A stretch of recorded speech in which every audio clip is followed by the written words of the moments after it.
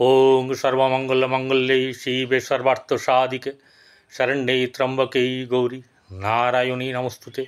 सृष्टिस्थिति विनाशानां शक्तिभूते सनातनी गुणाश्रय गुणमय नारायणी नमस्तुते। जय बड़ मायर जय, जय महादेवी महामायर जय। प्रत्येकेर जीवन सुंदर होक, आनंदमय होक, प्रत्येके सुखे थाकुन एवं दूधे भाते थाकुन। श्री श्री पद्मावती मा एवं बड़ मायर निकटे प्रार्थना करी। आज के आरेकटी अति गुरुत्वपूर्ण राशि, जे राशिर कथा निये विस्तर आलोचना हुएছে एवं आजकेर दिने दाड़िए এই রাশির অর্থাৎ মকর রাশির জ্যৈষ্ঠ মাস 31 দিন কেমন যাবে এই নিয়ে আলোচনা করব। আপনারা দেখছেন জ্যোতিষ আচার্য পরিতোষদের এই জ্যোতিষ চ্যানেল, যেখানে গোচর সম্পর্কে বিস্তারিত পুঙ্খানুপুঙ্খ চুলচেরা বিচার করে আপনাদের সামনে তুলে ধরা হয়। যে চ্যানেল এখানে গোচর ছাড়া অন্য কোনো কিছু নিয়ে আলোচনা করে না, অর্থাৎ কারোর জন্মকুণ্ডলী নিয়ে এখানে আলোচনা করে না। আপনাদের সঙ্গে আপনাদের জন্মকুণ্ডলী মিলবে কি না মিলবে সেটা একটা আমি উদাহরণ দিয়ে দিই। প্রথমে আপনার শুধু রাশিটা বলছি, কিন্তু আর যে গ্রহ আছে 8টা, সবার সঙ্গে কি সবার মিলবে? বর্তমানে যেখানে যেখানে বলবো সেরম সেরম গ্রহ কি আপনার জন্মকুণ্ডলীতে আছে? তা নয়, বিভিন্নভাবে থাকে। এই রাশির যখন বিচার হবে আপনারা কীরকম করে দেখবেন, কীরকম করে মিলবে আপনাদেরটা, চলুন জেনে নিই।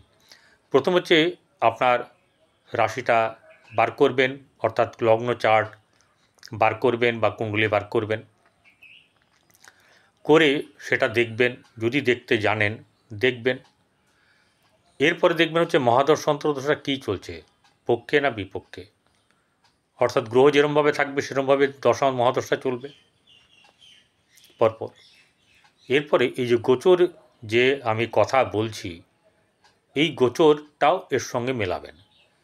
3টে ব্যাপারের মধ্যে কাছাকাছি সবগুলো যদি মিলে যায়, একই ধরনের 3টি কথা বলে, অর্থাৎ একজন পারমিশন দিচ্ছে দশা অন্তর্দশা জন্মকুণ্ডলিতে আছে এবং আমার গোচরেও এই যে গোচর কথা বলছি সেখানেও আছে, তাহলে সেটা কিন্তু আপনাদের জন্যে একদম চরম পয়েন্ট আপনার বার করে নিতে পারবেন এবং মিলবেই মিলবে। আর যদি সেটা না জানা হয় তাহলে অবশ্যই করে আপনারা আপনাদের পরিচিত জ্যোতিষীর কাছে দেখিয়ে নেবেন। তবে একটা কথা বলে রাখি, আমাকে যারা সাবস্ক্রাইব করে আমার সঙ্গে থেকেছেন তাদেরকে অসংখ্য ধন্যবাদ জানাই।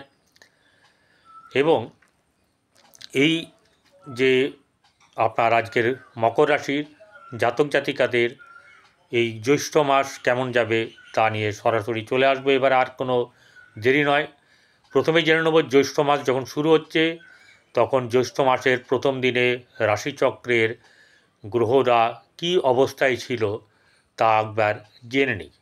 যেমন বুধ মেষ রাশিতে বসে, রবি বসে বৃষ রাশিতে, মিথুনে বৃহস্পতি, কর্কটে মঙ্গল, কেতু কন্যায়, বৃশ্চিকে চন্দ্র, রাহু, শুক্র, শনি বসে মীন রাশিতে। এটা হচ্ছে পয়লা জ্যৈষ্ঠ। এই পয়লা জ্যৈষ্ঠর তারিখের পরে এরপরে কোন কোন গ্রহগুলি সঞ্চার করবে বা গোচর করবে বা ঘর পাল্টাবে সেগুলো একবার চোখ বুলিয়ে নেব। রবি তো এখানে চলে এসছে, প্রতিদিন 1 ডিগ্রি করে বাড়বে এবং 30 ডিগ্রি বা 30 দিন অবধি সে থাকবে একটা ঘরে। এরপরে চন্দ্র ধনুরাশির মূলা নক্ষত্র অর্থাৎ কেতুর নক্ষত্র থেকে যাত্রা শুরু করে 31শে জ্যৈষ্ঠ 15ই জুন মকরে শ্রবণা নক্ষত্রে তার যাত্রাপথ শেষ করবে। মঙ্গল 22শে জ্যৈষ্ঠ 6ই জুন কর্কট থেকে সিংহ রাশিতে যাবে, অর্থাৎ তার নিচতা কেটে যাবে। বুধ 8ই জ্যৈষ্ঠ 23শে মে বৃষ রাশিতে দুপুর 1টা 2 মিনিটে প্রবেশ করবে। আবার 6ই জুন সকাল 9টা 26 মিনিটে তার নিজের ঘর মিথুন রাশিতে প্রবেশ করবে। খুব আনন্দের ব্যাপার। কিন্তু বৃহস্পতি মিথুন রাশিতে ঢুকে গেছে 14 তারিখেই, মে মাসের। শুক্র 16ই জ্যৈষ্ঠ 31শে মে বেলা 11:34 মীন রাশি থেকে মেষ রাশিতে প্রবেশ করবে। শনি 29শে মার্চ মীন রাশিতে চলে গেছে।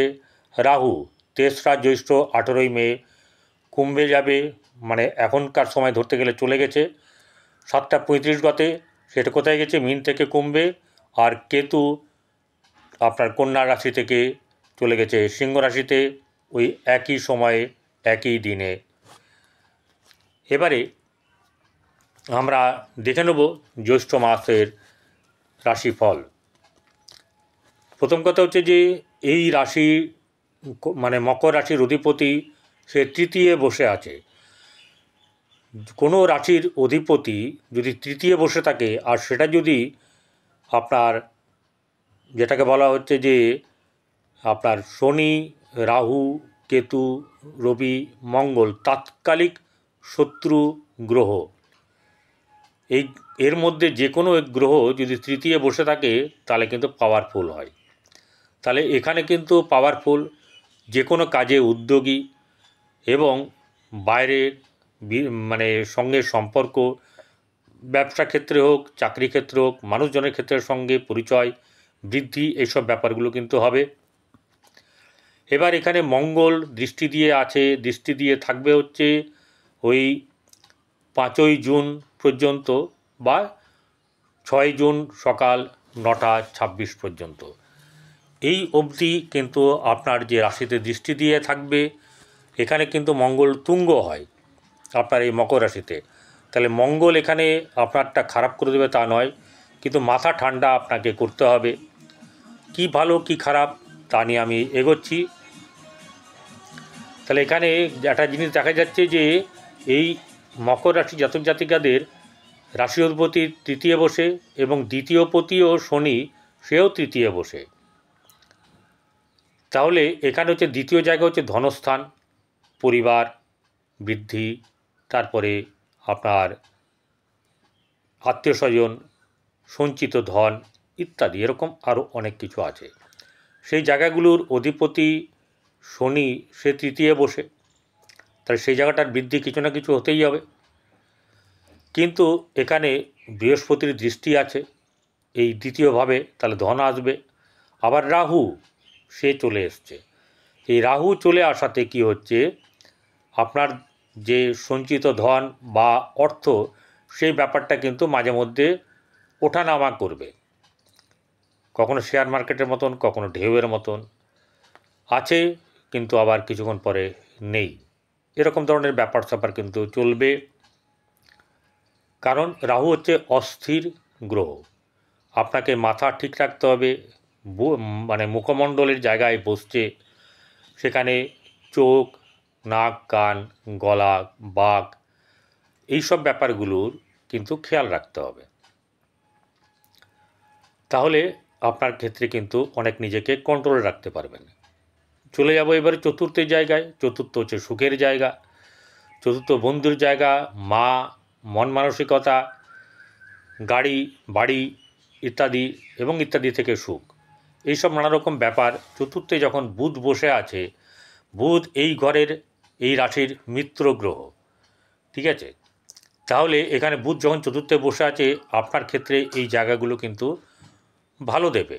অর্থাৎ সম্পর্কের ক্ষেত্রে, গৃহে ঘরে যদি কেউ ব্যবসা করেন সেই ক্ষেত্রে, বন্ধুবান্ধবের সঙ্গে সম্পর্ক সেই ক্ষেত্রেও, গাড়ি বাড়ির দিকে এগুলো ক্ষেত্রেও কিন্তু প্রাধান্য আপনি পাবেন। এরপরে যখন 31শে মে যখন চলে আসবে হচ্ছে শুক্র মীন রাশি থেকে বেরিয়ে, দেখুন ঘরটা যতই খারাপ হোক এখানে গোচরে কিন্তু অত দেখা হয় না। এখানে চতুর্থ জায়গায় শুক্র বসে থাকা মানে হচ্ছে যে আপনার এই সব মানে সুখ বৃদ্ধি। চতুর্থ হচ্ছে সুখের জায়গা, ভোগবিলাসের কারকগ্রহ হচ্ছে বৃহস্পতি, এই শুক্র, সে মহা সুখ বা অনেকটা সুখ দেবে। প্রচুর সুখ দিতে পারবে না, কারণ অগ্নিকারক গ্রহ মানে ঘরে আছে। সেই জন্যে এই জায়গাটাতে যতটা সুখ দেওয়ার কথা ততটা না দিলেও কিন্তু অনেক পরিমাণে দেবে, এবং আপনারা মানে গৃহে আপনার যেমন শুভ অনুষ্ঠান হওয়ার সম্ভাবনা থাকবে, গৃহে আপনার এটা থাকবে, সকলের সঙ্গে মিলেমিশে আনন্দ সহকারে চলবে, গাড়ি বাড়ির ব্যাপার নিয়ে চিন্তাভাবনা বা হওয়া, ভোগবিলাসী করা, এইসব ব্যাপারগুলো থাকবে, নতুন বন্ধু হওয়া, এই যে ভ্রমণ এগুলো কিন্তু হবে। পঞ্চম জায়গা, পঞ্চম ঘরের অধিপতি শুক্র, সে তো বসে আছে শনির সঙ্গে, 31 তারিখে এসে চলে আসবে হচ্ছে গিয়ে তার নিজের ঘরের দ্বাদশে। তো যাই হোক, পঞ্চমপতি শুক্র চতুর্থে থাকবে, সেটার একরকম ফল। পঞ্চমে রবি বসে আছে, সেই রবি এই সারা জ্যৈষ্ঠ মাস ওখানে মোটামুটি বসে থাকবে। তাহলে পঞ্চম জায়গাটা হচ্ছে গিয়ে সন্তানের জায়গায়, সেই দিক থেকে শুভ, কিন্তু প্রেমের ক্ষেত্রে কিন্তু একটু বেশ কষ্ট টিকিয়ে রাখার, সম্মান নষ্ট হওয়া চলবে না, এরকম একটা ব্যাপার, সম্মানটা আগে চলে আসবে। এই ব্যাপারগুলোকে কিন্তু একটু যদি খেয়াল রাখা যায়, ইগোকে একটু সরাতে হবে। ষষ্ঠে বসে আছে বৃহস্পতি। বৃহস্পতি এই রাশিরই অ্যাকচুয়ালি কোনো কারক, মানে ভালো গ্রহ নয়, লগ্ন বা রাশি সাপেক্ষে শুভ কারক গ্রহ নয়। বসে আছে কোথায়? ষষ্ঠভাবে। কি করবে? ষষ্ঠভাবে বসে যেখানে বসে আছে সেটা শত্রু ঘর, ঠিক আছে, কিন্তু ষষ্ঠের ফলটা কী হবে? ষষ্ঠের ফল এটাই হবে, শত্রু দমন হবে বা শত্রু নাশ হবে, এবং ঋণ পরিশোধ হওয়ার একটা জায়গা তৈরি হবে। যারা ঋণ করেছেন, যারা করেননি তাদের কোনো ক্ষেত্রে ব্যাপার নেই, তাদের ঋণ হবে না। সপ্তম জায়গা, সপ্তম হচ্ছে ব্যবসা বাণিজ্যের জায়গা। মঙ্গল যতক্ষণ এখানে থাকবে ততক্ষণ ব্যবসা বাণিজ্য আপনাদের ভালো হতে পারে না। জাহাতক মঙ্গল 6 জুন সরবে, তারপরে এইটা ধীরে ধীরে আপনাদের কিন্তু ব্যবসা বাণিজ্যের দিক ভালো হবে। নট অনলি দ্যাট, ব্যবসা এখানে যেটা হবে সেটা হচ্ছে বৈবাহিক জীবন সম্পর্কিত ব্যাপারে কিন্তু অনেক বেশি ঝামেলা, ঝঞ্ঝাট, ভুল বোঝাবুঝি, মনোমালিন্য, একটা চাপানুতর চলবেই। কিন্তু যখন মঙ্গল হালকা হয়ে যাবে, যাদেরকে বলছি যাদের এরকম চলছে, যাদের চলছে তারা একটু অপেক্ষা করুন, 6 জুনের পর থেকে আপনাদের ভালো যাবে। সেপারেট হওয়ার চিন্তাভাবনা করবেন না। ব্যবসা বাণিজ্যের দিক থেকে ডামাডোল চলবে, কিন্তু 6 জুন থেকে মোটামুটি আপনাদের ধীরে ধীরে সেই জায়গাটা অনেকটা ভালো হবে। কিন্তু ডিপেন্ড করছে আপনার চন্দ্র কোথায় বসে আছে। চন্দ্রজির শত্রু ঘরে বসে থাকে, শত্রুর সঙ্গে বসে থাকে, বা অশুভ ঘরে দুস্থানে বসে থাকে, তাহলে কিন্তু ভালো হবে না। কিন্তু যদি ভালো জায়গায় থাকে, ভালো গ্রহের দৃষ্টি, অর্থাৎ বৃহস্পতির যদি দৃষ্টি থাকে চন্দ্রের উপরে, সেটা কিন্তু অনেক অনেক ভালো হবে। অষ্টম, সেখানে কেতু বসে আছে। সেই কেতু বসে থাকার কারণের জন্যে আপনাদের একটা জিনিস হচ্ছে যে কোনো গুপ্ত রোগ, অনেক দিন ধরে হালকা হালকা ব্যথা হচ্ছে, পেন হচ্ছে, এইগুলোকে কিন্তু এই 1.5 বছর কিন্তু সহ্য করবেন না, ডাক্তার দেখাবেন। ধরতে পারুক না পারুক, কী হবে না হবে, কিন্তু ডাক্তার দেখাবেন এবং আপনারা চিকিৎসকের পরামর্শ নেবেন, এটা ভালো হবে। ঠিক হবেন ঠিক সময়ে দেখালে, না হলে আপনাদের একটু চাপ হয়ে যাবে পরের দিকে, এবং সেটা ব্যথা বেদনার কারক হয়ে যাবে। এছাড়া এরপরে যেটা আসছে ভাগ্যভাব। ভাগ্যভাব হচ্ছে গিয়ে আপনার কন্যা। সেই কন্যা রাশিতে কেউ নেই, কিন্তু দৃষ্টি আছে, সেটা হচ্ছে শনি এবং শুক্র। তাও শুক্রের দৃষ্টি হচ্ছে 31 তারিখ অবধি, 15ই জ্যৈষ্ঠ, আর বাদবাকি আর 16 দিন কিন্তু শনি দেখবে। অর্থাৎ এই সময়ে আপনাদের ফল, ভাগ্যস্থানে কিছু শুভ আপনারা পেতে পারেন। কিন্তু যখনই শুক্র এখান থেকে সরে যাবে, তখন কিন্তু শনির যে দৃষ্টি ভাগ্যস্থানে, ভাগ্যকে লেট করে দেবে। যতই বন্ধুর ঘর হোক, তার দৃষ্টির বলে একটা ব্যাপার আছে, সেই দৃষ্টি হেতু সেখানে তার প্রপার টাইমে কোনো কাজ, মানে ভাগ্য সাথ দেবে না, লেট করিয়ে দেবে, লেটে দেবে, এই ব্যাপারগুলো কিন্তু হবে। পাবেন না এই কথা কিন্তু আমি বললাম না, লেট করিয়ে দেবে, প্রথম থেকে বলছি লেট করিয়ে দেবে। এবং এই বুধ বসে আছে চতুর্থে, তাহলে এখানে কিন্তু কিছু শুভফল পাওয়া যাবে। আর যখন চলে আসবে আপনার ষষ্ঠভাবে, তখন কিন্তু কিছু শুভ হবে, এবং পঞ্চমে যখন আসবে তখনও কিন্তু শুভ ফল আপনারা কিছু না কিছু পাবেন, খুব বেশি না হলেও পাবেন। দশম স্থান কর্মস্থান, সেটা হচ্ছে গিয়ে তুলা রাশি। তুলা রাশির অধিপতি শুক্র তৃতীয় বসে আছে শনির সঙ্গে, তার রাশিপতির সঙ্গে। অতএব এই জায়গাটা কিছু হলে ভালো দেবে। বুধের দৃষ্টি আছে, মঙ্গলের দৃষ্টি আছে, আর বৃহস্পতি এবং রাহুর দৃষ্টি আছে। এই এতগুলো গ্রহের দৃষ্টি এখানে থাকার কারণের জন্যে এই ঘরটা একটু লটপটে হয়ে যাবে। কে ফল দেবে কে দেবে না এরকম একটা ব্যাপার কিন্তু এখানে ঘটবে। আলটিমেট কিন্তু শুভর জায়গাতেই যাবে। কিন্তু কেউ বেরোচ্ছে, একজন বলছে দাঁড়া একটু, আরেকজন বলছে যাক না, আরেকজন বলছে যে আরে একসঙ্গেই যাব, এরকম করে যে এই ব্যাপারগুলো হচ্ছে ডিলে করে দেবে, ঠিক টাইমে ফলটা পাওয়া যাবে না। কিন্তু যদি আপনার শুক্র জন্মকুণ্ডলিতে ভালো অবস্থায় থাকে, শুভ অবস্থায় থাকে, তাহলে কিন্তু আপনার নিশ্চিত আপনি শুভ জায়গাতে কর্ম লাভ করবেন বা কর্মের যোগাযোগ আপনার মানে পেয়ে যাবেন। এরপর যেটা হচ্ছে যে সাফল্যের জায়গা, আয়ের জায়গা এবং লিকুইড মানি, এই জায়গাটা হচ্ছে গিয়ে 11th, যেটাকে সব গ্রহেরই সাফল্যের ঘর বলে ধরা হয়। সেইটি হচ্ছে গিয়ে আপনার এই বৃশ্চিক রাশি। এবার বৃশ্চিক রাশিতে কোনো গ্রহর দৃষ্টি নেই। আগে বৃহস্পতির ছিল যতক্ষণ ছিল, এরপরে এই মঙ্গল নিচস্থ হয়ে আছে। তাহলে এই সময় মঙ্গল যতক্ষণ নিচস্থ হয়ে থাকবে, ঠিক আছে, তাহলে ততক্ষণ কিন্তু আপনারা ভালো ফল পাবেন না। অর্থাৎ 6ই জুনের পর থেকে আপনারা এখানে ফল পাবেন, শুভ ফল পাবেন। বোঝা গেল? শুভ ফল কিন্তু 6ই জুনের পর থেকে পাবেন। সেই ক্ষেত্রে আপনারা প্রশাসনিক দিক থেকে বা এরকম ধরনের মঙ্গলের যে দিক, মঙ্গলের যে পেশা, সেই সব দিক থেকে কিন্তু আপনারা অনেকে হেল্প পেতে পারেন, পাবেনও। কিন্তু ততদিন পাবেন না যতক্ষণ মঙ্গল ওখানে বসে থাকবে নিচস্থ হয়ে। এরপরে যেটা হচ্ছে গিয়ে দ্বাদশ ভাব। দ্বাদশ হচ্ছে ব্যয়স্থান। সেই ব্যয়স্থানে বৃহস্পতির দৃষ্টি আছে।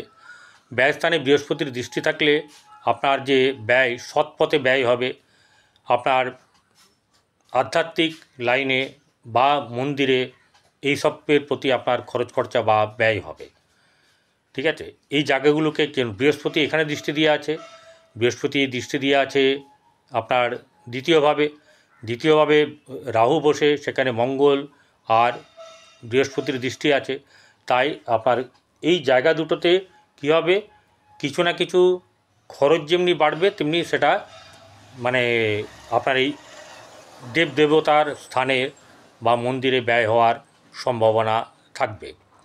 তাই এক্ষেত্রে একটা কথা বলবো, আপনারা কাককে খাওয়ান, গরুকে খাওয়ান এবং কুকুরকে খাওয়ান।